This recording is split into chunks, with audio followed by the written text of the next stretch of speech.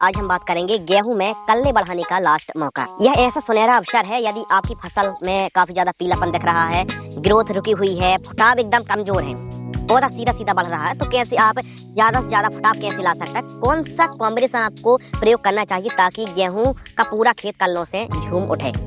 बुआई के समय हमने DAP 50 KG, SSP 50 KG, MOP 20 से 25 केजी और यूरिया खाद 20 किलोग्राम बुआई के समय प्रयोग करने के लिए कहा था ताकि फसल शुरू से ही हरी भरी रहे। उसके बाद पहली दूसरी खाद की वीडियो चैनल पर अपलोडेड है, वीडियो देख सकते हैं। लेकिन गेहूं की फसल पर कल्ले बढ़ाने का जो मौका रहता है वो CRI स्टेज में ही रहता है, बुआई से 25 से 28 दिन के बीच में।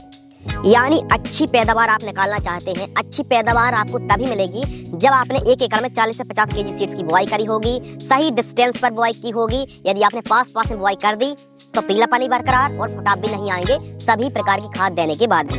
तो डिस्टेंस दूरी भी तो जरूरी है, पौधा हवा लेता है, पौधा सांस लेता है, तो पौधे को हवा भी मिलनी चाहिए, डिस्टेंस दूरी भी होनी चाहिए, नहीं तो पौधे आपस में कंपटीशन करने लगते हैं पानी के लिए, खाद के लिए, पोषक तत्वों के लिए। गेहूं की फसल पर यदि दूरी अच्छी रखेंगे तो पौधा फैलाव में, फुटाव में बढ़ेगा। तो इस चीज का विशेष ध्यान आप रखें। अब बारी आती है गेहूं के कल्ले बढ़ाने का जो लास्ट मौका है। यदि आपकी गेहूं की फसल 25 दिन से लेकर के 65 दिन के बीच में है तो इस समय आप ह्यूमिक एसिड लीजिए 1 किलोग्राम। बायोवीटा आपको इस्तेमाल करना, सीवीड जो कि रुकी हुई सर्दियों के दिनों पर ग्रोथ है रुक सी जाती, दब सी जाती है। सीवीड एक ऐसा जैव उत्पाद है जो कि ग्रोथ बढ़वाने में 4 चांद लगा देता है। बायोवीटा दानेदार 10 केजी, जिंक सल्फेट जो 33% वाली आती है, अधिक फैलाव में, फुटाव में, कल्ले में, टेलरिंग की संख्या बढ़ाने में ज्यादा से ज्यादा फुटाव जिंक निकालती है। जिंक में सल्फर भी है, सल्फर फसल को गहरी हरी भरी बनाती है। जिंक सल्फेट 33% वाली 5 केजी, इन सभी को मिक्स करके 1 एकड़ में प्रयोग करें। और खाद देने का तरीका क्या है कि पहले तो जैसे खेत में ओस है तो उस समय आप इन खादों का इस्तेमाल ना करें, यानी कम से कम 12-1 बजे के बाद ही इस डोज का इस्तेमाल करें। और खाद देने का तरीका क्या है कि यदि आप खुला हुआ पानी गेहूं पर देते हैं तो बहुत अच्छी बात है। यदि खुला हुआ पानी, फ्लैट इरिगेशन सिंचाई करते हैं तो फिर पानी देने के बाद आप खाद दीजिए। और स्प्रिंकलर से आप सिंचाई करते हैं तो खाद पहले दीजिए फिर उसके बाद सिंचाई करिए, इससे जो खाद घुल के नीचे नहीं जाती है।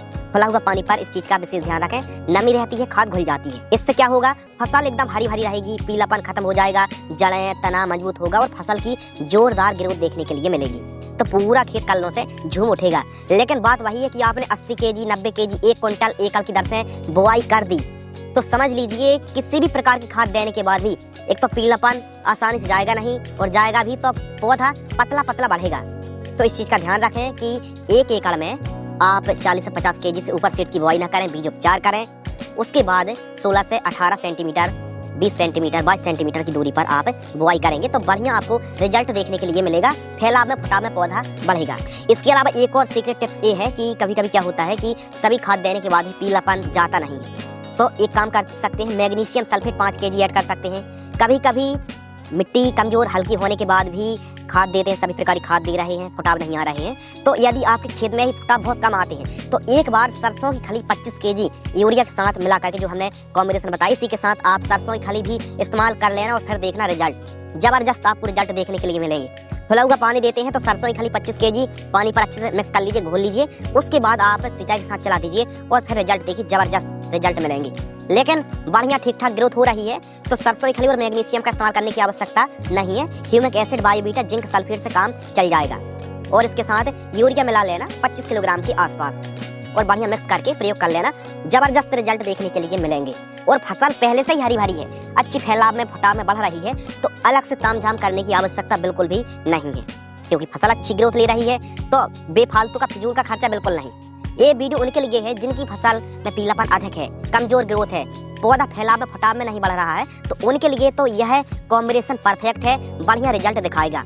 गेहूं की फसल पर इस कॉम्बिनेशन का इस्तेमाल करने के बाद जबरदस्त रिजल्ट देखने के लिए मिलेगी। इसी प्रकार की जानकारी, नॉलेजेबल इन्फॉर्मेशन देखने के लिए वीडियो को लाइक और अन्य किसानों तक इससे महत्वपूर्ण जानकारी को साझा जरूर करें। धन्यवाद।